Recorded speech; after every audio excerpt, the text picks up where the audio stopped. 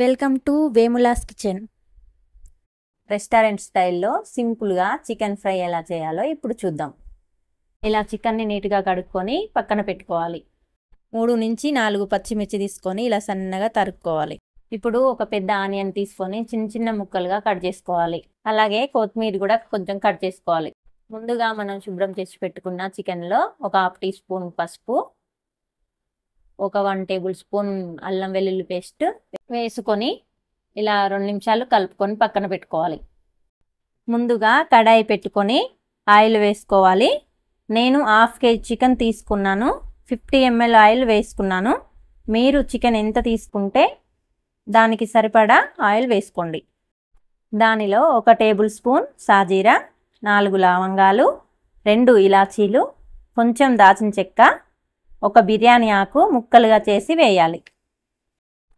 ముందుగా మనం కట్ చేసి పెట్టుకున్న పచ్చిమిర్చి ముక్కలు వేసుకొని 1 మినిట్ తర్వాత కట్ చేసి పెట్టుకున్న ఉల్లిపాయ ముక్కలు వేసుకొని గోల్డెన్ బ్రౌన్ కలర్ వచ్చే వరకు కలుపుతూ ఉండాలి.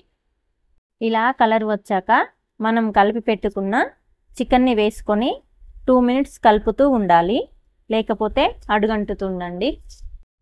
2 మినిట్స్ తర్వాత 1/2 టేబుల్ స్పూన్ పసుపు వేసి కలుపుకొని 10 to 15 మినిట్స్ ఉడకనివ్వాలి. ఇలా ఉడికించుకున్న చికెన్లో 2 టేబుల్ స్పూన్ కస్తూరి మెంతి వేసుకొని కలుపుకోవాలి. ఇలా కలుపుకున్న చికెన్లో 1/2 టేబుల్ స్పూన్ మిరియాల పొడి వేసుకొని మంచిగా కలుపుకోవాలి.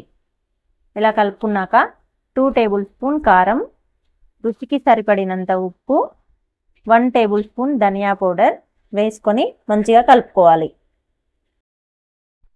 ఇలా ఆయిల్ మొత్తం పైకి వచ్చి చికెన్ కలర్ వచ్చాక ఇప్పుడు 1 టేబుల్ స్పూన్ చికెన్ మసాలా వేసుకొని అలాగే ముందుగా కట్ చేసి పెట్టుకున్న కొత్తిమీర వేసుకొని బాగా కలుపుకొని స్టవ్ ఆఫ్ చేసుకొని దించుకోవాలి. ఎంతో రుచికరమైన చికెన్ ఫ్రై రెడీ. నా ఈ రెసిపీ నచ్చినట్టయితే లైక్, షేర్, సబ్స్క్రైబ్ చేయండి.